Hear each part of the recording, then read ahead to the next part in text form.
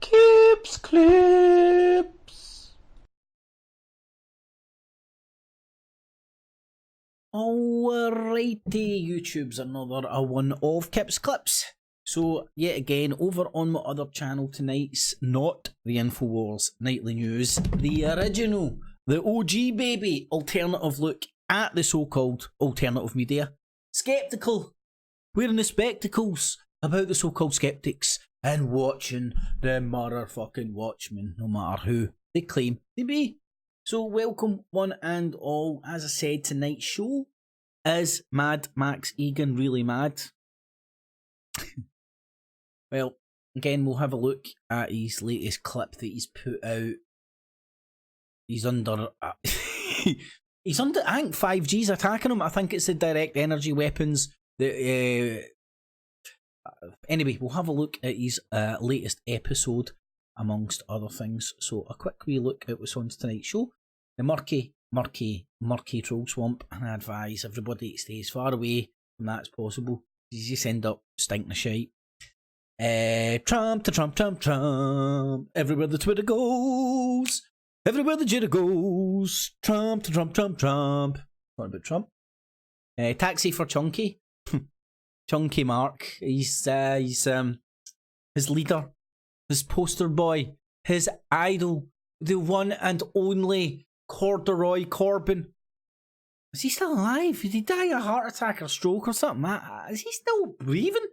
That guy. So he's rebranding now, and I want to go and talk about Chunky Mark's megaphone hasn't went anywhere. He's just retuned it. And you know what he's retuned it into? The exact same stuff, everything he was touching on before he became Cordon's cockboy. So we'll have a wee look at Chunky Mark. The 5G fear, and this actually is funny, ties in with Max Igan for me. It was years ago, and I'll actually put a date on this later on. Years ago, when Max Igan and Ken O'Keefe get caught up in their scam, and both using their, having a duel with their cocks over the nice bit of skirt, the nice bit of poontang, when it was obvious they'd both defrauded people out of money with some cock and bull fucking bullshit fucking story. And then the Truther Industrial Complex threw Ken O'Keefe to the wolves, took Max Igan in, and ran interference for Max Igan, letting him off the hook scot-free to propagate his cons and fucking scams and buy this shit here, my book here, come here, fly me there, Anarcho Capoco and all the jazz, for 4 years after he got caught out in his first fraud.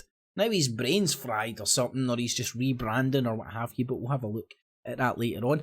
And it was Max Igan back in the day, after his Ken O'Keefe fraud, that was the first propagator that I was aware of in the alternative media that came out with the 5G shit. He was first out the traps. Very interesting as well. Now, this is only going on my memory, which isn't the best. But if my memory serves me correct, big if I remember right, when he came out with the 5G fear, he was returning from a trip where he'd had a spiritual experience and sat and spoke to people and had thought about what was the most prevalent things to talk about at this point and for the next year. I swear, in fact, the time of year makes perfect sense as well, because he was talking about this is the most important thing to be talking about this year, and that's when he dropped in all the 5G bullshit. So, very interesting to tie in the 5G bullcrap with that. Jabba the Jihad, we'll have a look at that. Don't know if he's caught that story down the rounds. An Irishman talks about Ireland. Very strange for alt-right Irish people, because usually they're too concerned about Brexit and Trump. Very political, you know, want to speak to the people and all that, but just want to talk about Brexit and Trump, even though they're Irish and they're nationalists. Cuckoo. But anyway, JR, who shot JR? We'll have a wee look at Joe Rogan and some wee bits and bobs out of Joe Rogan, and I'll explain fully. What I'm doing is I'm not saying Joe Rogan's bad or a big bad conspiracy or something. He's just a normal part of the media. And I know a lot of people put the pussy on a pedestal. They idolise their idols, funnily enough. And I don't know. Suspend disbelief while watching them. And it's through, you got to salute Joe Rogan for the successful model and all that. But to believe it isn't a business model, you're just naive. To just think it's him just getting friends on to chew the cud, smoke weed and drink whiskey. That is at points. That's the attraction for a lot of people. And that's the gravy. That's the authenticity gravy they slabber over his podcasts. And again, I'm a fan. I watch. If you like that sort of stuff, I encourage you to watch. I'm just going to point out that he is the most popular podcast, the worldwide, the most listened to podcast in the world. Which means he's got a massive platform, and with that massive platform will come, and you're naive not to think so. With one of the biggest, largest platforms comes the ability to influence people. And let's just have a look if you might see a slight editorial stance coming from Joe Rogan's show. But of course he's just like a legit, he's a liberal, just sitting there chewing a card. Anyway, so we'll speak about that. Pepsi Max Egan, clues in the title. Tommy Robinson, not Nazi enough. You know, the splinter group of Tommy Robinsons. Tommy Robinson wasn't quite Nazi enough, so they went into the ultra-Nazi group.